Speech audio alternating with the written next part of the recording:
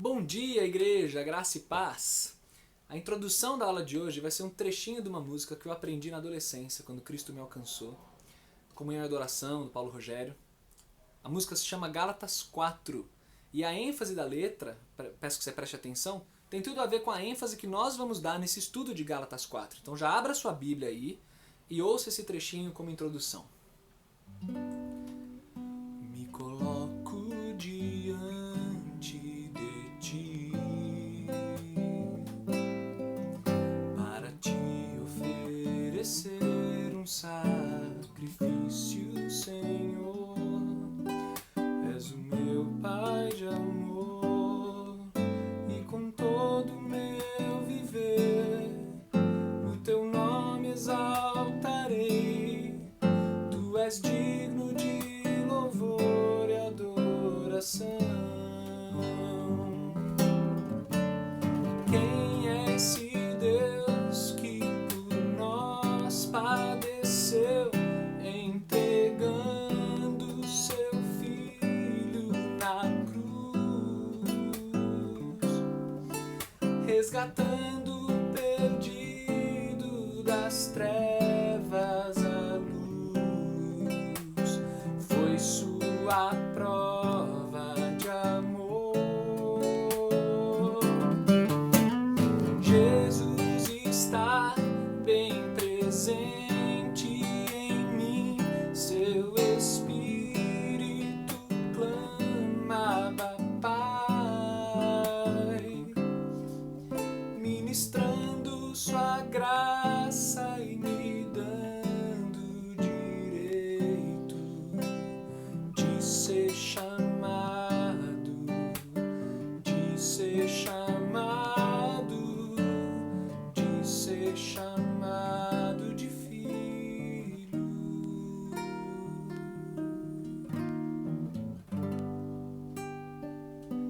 Amém por isso, né? Essa é a adoção. A doutrina da adoção, em que nós somos, deixa eu botar o fone aqui, somos chamados de filhos, por meio de Cristo Jesus e o sacrifício que ele fez por nós. Então você está aí com a sua Bíblia em Gálatas 4. Se você não tiver com a Bíblia aberta, essa aula vai ser complicada para você, meu irmão, porque o que a gente vai fazer basicamente é ler e comentar o trecho bíblico, né? Separar trechos e tecer comentários. Então é importante que você esteja com a sua Bíblia aí, tá bom? Então Gálatas capítulo 4, né? Esse capítulo começa já imediatamente na sequência de Gálatas 3, em que Paulo disse que Cristo é tudo em todos nós, ele é a nossa marca da identidade, né? Não é nada que, nenhuma posição humana, não tem diferença entre grego, judeu, homem, mulher, escravo, livre, nada disso. É Cristo que é tudo em todos. E aí ele então vai prosseguir na ênfase que ele dá ao longo dessa carta para proteger a igreja dos judaizantes, que são aqueles camaradas que querem fazer o povo voltar aos rudimentos da lei de Moisés, querem insistir que aqueles que não são judeus têm que ser circuncidados, têm que passar por isso, passar por aquilo. E Paulo vai dar uma ênfase muito grande contra esse pessoal. Até por isso, irmãos, Gálatas é, ao que tudo indica, a primeira carta do apóstolo Paulo. É a mais biográfica delas, assim, né? Paulo conta muito da sua história aqui em Gálatas. Ela já chega com o pé no peito, né? Usando uma linguagem popular aqui, porque não tem nem aquela saudação característica e tal. Paulo já vem queimando os Gálatas porque eles estão se esquecendo do evangelho e voltando para rudimentos da lei. E por isso que ela combina muito bem com aquele trecho de Atos capítulo 15, né, do Concílio de Jerusalém. Aquela discussão que se sucedeu ali, né? Porque o que a gente faz com os não-judeus que estão se convertendo? Então Gálatas é a primeira exatamente porque combina muito com essa temática da primeira viagem missionária do apóstolo Paulo. E aqui em Gálatas 4, como diz a música que eu acabei de cantar o trechinho, é que está patente que nós somos filhos de Deus por meio de Cristo. Nós não somos escravos, como éramos escravos da lei, por isso que Gálatas 4 enfatiza muito essa questão da filiação. Então o trecho começa dizendo assim, ó, versículo 1. Digo, pois, que durante o tempo em que o herdeiro é menor, em nada difere de escravo, posto que ele é senhor de tudo. Mas está sob tutores e curadores até o tempo pré-determinado pelo Pai. Assim também nós, quando éramos menores, estávamos servilmente sujeitos aos rudimentos do mundo. Vindo, porém, a plenitude do tempo, Deus enviou seu Filho, nascido de mulher, nascido sob a lei, para resgatar os que estavam sob a lei, a fim de que recebêssemos a adoção de filhos. E porque vós sois filhos, enviou Deus ao nosso coração o Espírito de seu Filho, que clama, Abba, Pai. De sorte que já não és escravo, porém filho, e sendo filho, também herdeiro por Deus. O argumento do apóstolo Paulo aqui é que, uma vez que nós somos encontrados em Cristo, nós podemos ser chamados de filhos. Os Gálatas estavam querendo voltar à obediência à lei de Moisés. E o que Paulo argumenta é que a obediência à lei de Moisés é escravidão. Então, assim, nós somos filhos de Deus já hoje, por causa do que Cristo fez.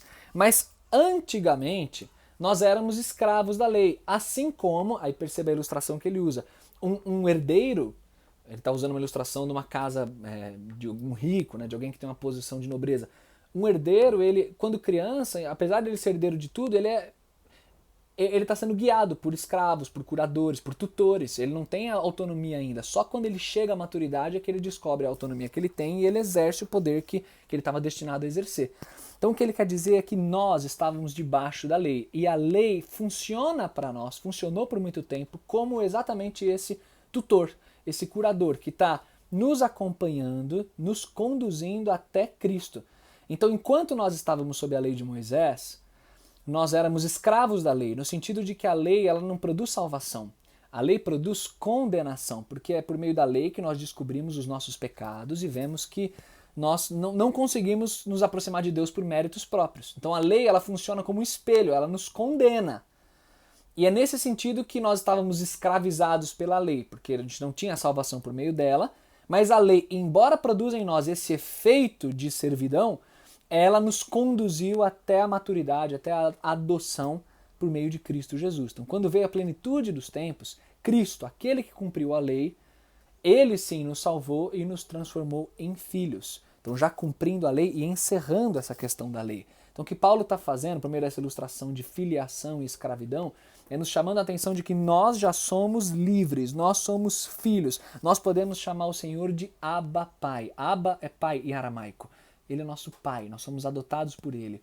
Ponto. Então pare de querer voltar aos rudimentos. O que é esse rudimento que o verso 3 fala? Exatamente a servidão da lei, essa obediência pregressa que nós tínhamos, né?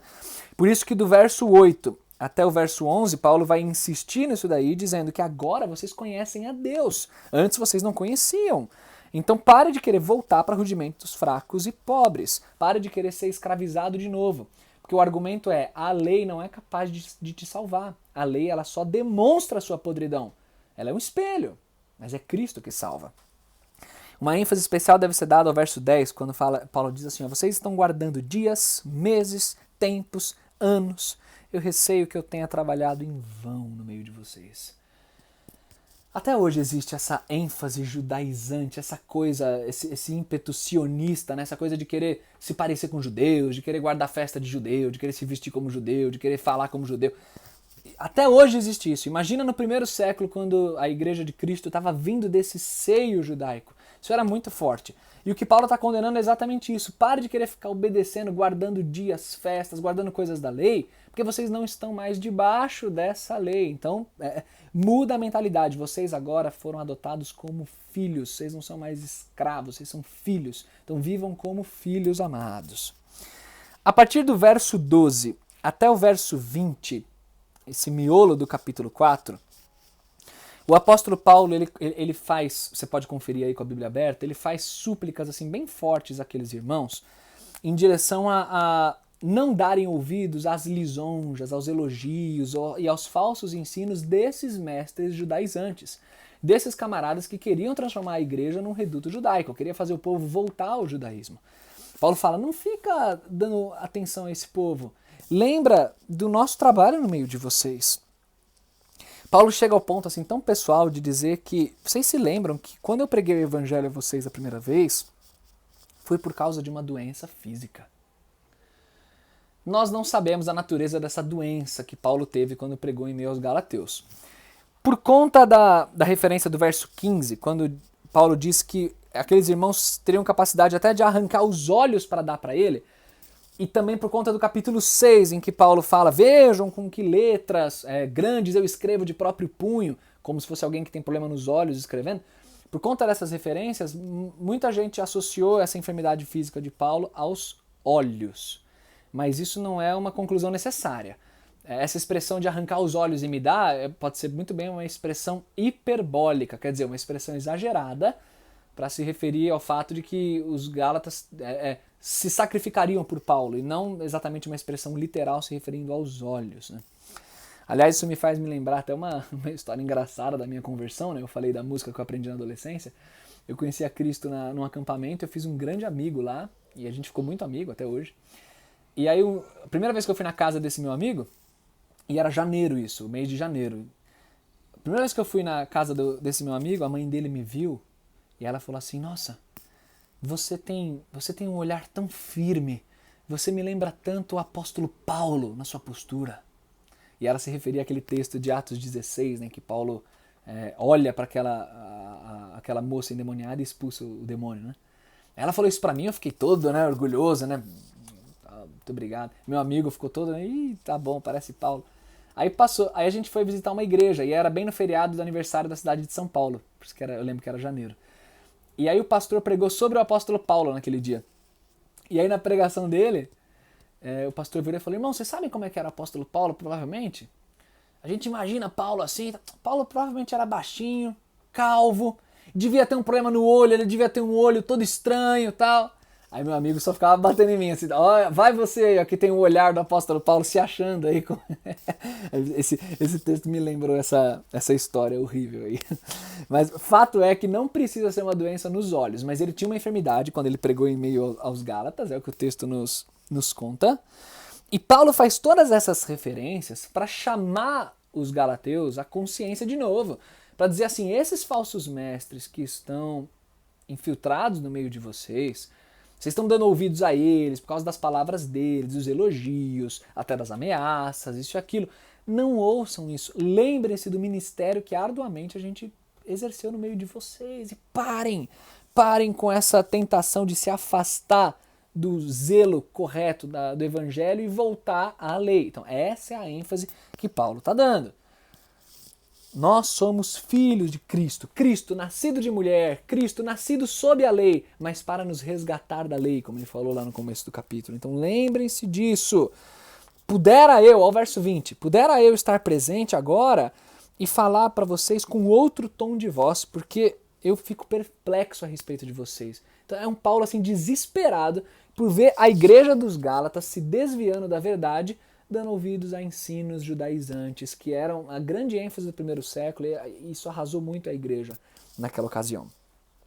E aí na parte final do capítulo, no verso 21 a 31, eu vou fazer a leitura rapidamente, diz assim, ó, dizei-me vós, os que quereis estar sob a lei, acaso não ouvis a lei? Pois está escrito que Abraão teve 2 filhos, um da mulher escrava e outro da livre. Mas o da escrava nasceu segundo a carne, o da livre, mediante a promessa. Estas coisas são alegóricas, porque estas mulheres são 2 alianças. Uma, na verdade, se refere ao Monte Sinai, que gera para escravidão. Esta é Agar. Ora, Agar é o Monte Sinai na Arábia e corresponde à Jerusalém atual que está em escravidão com seus filhos. Mas a Jerusalém lá de cima é livre, a qual é nossa mãe, porque está escrito, alegra-te, ó estéril, que não dás à luz, exulta e clama, tu que não estás de parto, porque são mais numerosos os filhos da abandonada que os da que tem marido. Vós, porém, irmãos, sois filhos da promessa, como Isaque. Como, porém, outrora o que nascera segundo a carne perseguia ao que nasceu segundo o Espírito, assim também agora. Contudo, o que diz a Escritura? Lança fora a escrava e seu filho, porque de modo algum o filho da escrava será herdeiro com o filho da livre. E assim, irmãos, somos filhos não da escrava, e sim da livre. Esse trecho é um trecho bem carregado teologicamente, e é importante a gente entender. Paulo, movido pelo Espírito Santo, como sendo um autor de revelação para a igreja, um autor bíblico, ele tem autoridade teológica para interpretar um texto histórico lá do livro de Gênesis de uma maneira alegórica. Aqui Paulo faz uma alegoria com a passagem de Abraão, Agar e Sara. Paulo pode fazer isso. Eu não. Você não. Pegar um texto bíblico e sair criando alegorias. Nós não podemos fazer isso. Paulo pode. Por que ele pôde? Porque ele era movido pelo Espírito Santo, Deus era o supervisor dessas palavras, a Bíblia é a palavra de Deus, então ele pode. É importante eu dizer isso para ninguém usar esse texto como um precedente para sair interpretando narrativa bíblica do jeito que quiser. Tipo, dizendo que fulano era isso, era aquilo, alegorizando o texto. Isso não é correto. Mas Paulo fez isso aqui. E o que quer dizer essa alegoria? Por que ele fez isso?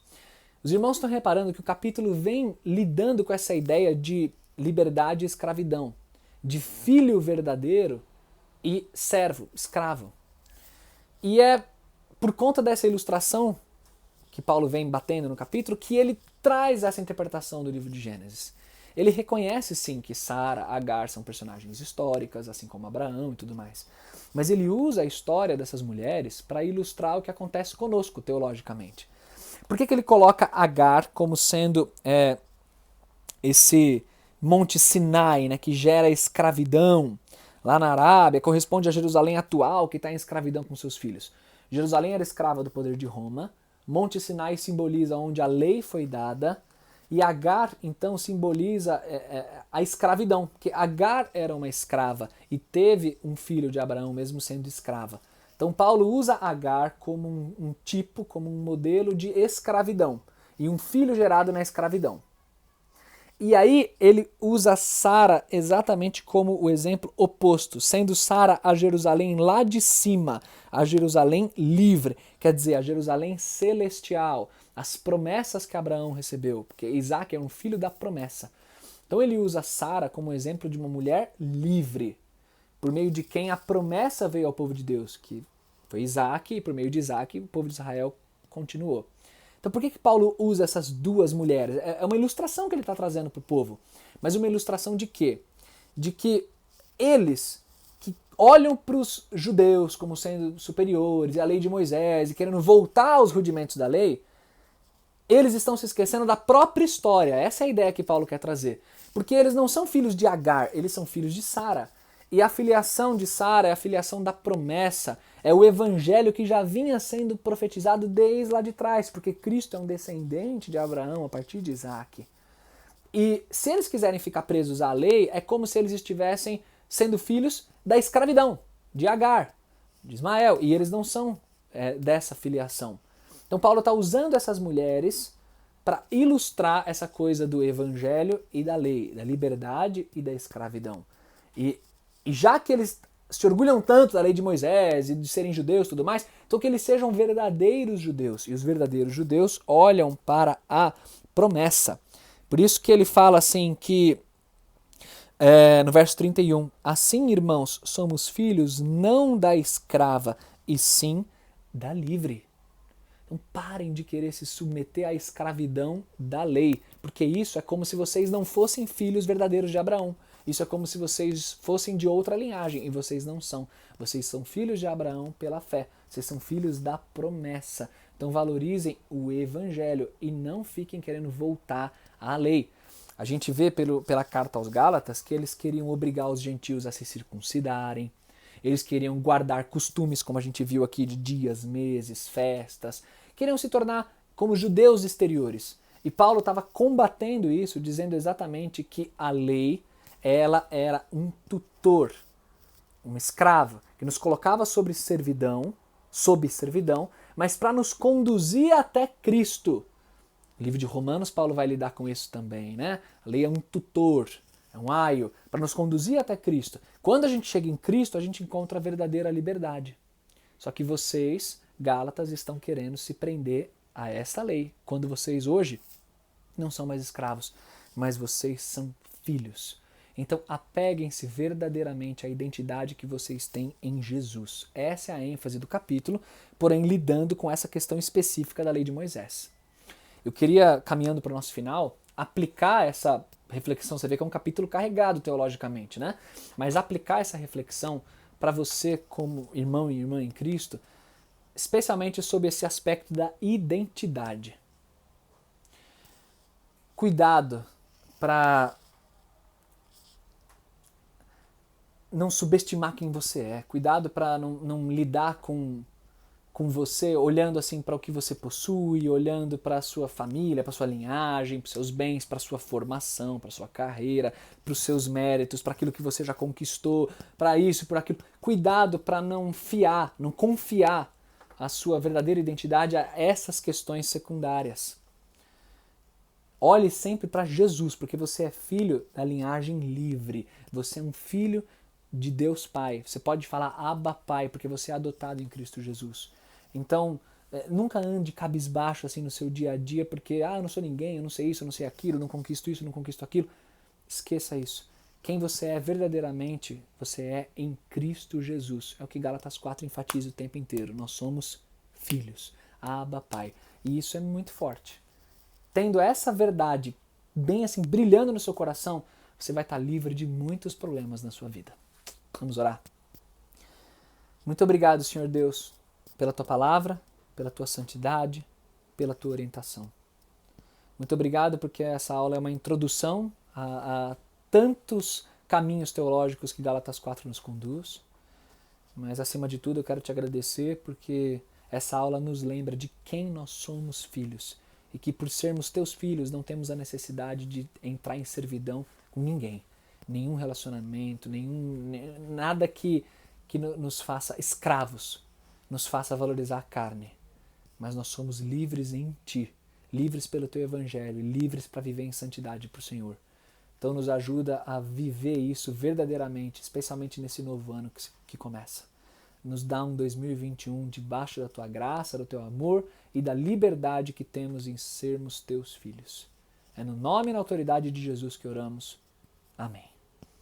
Amém, irmãos. Feliz ano novo para todos.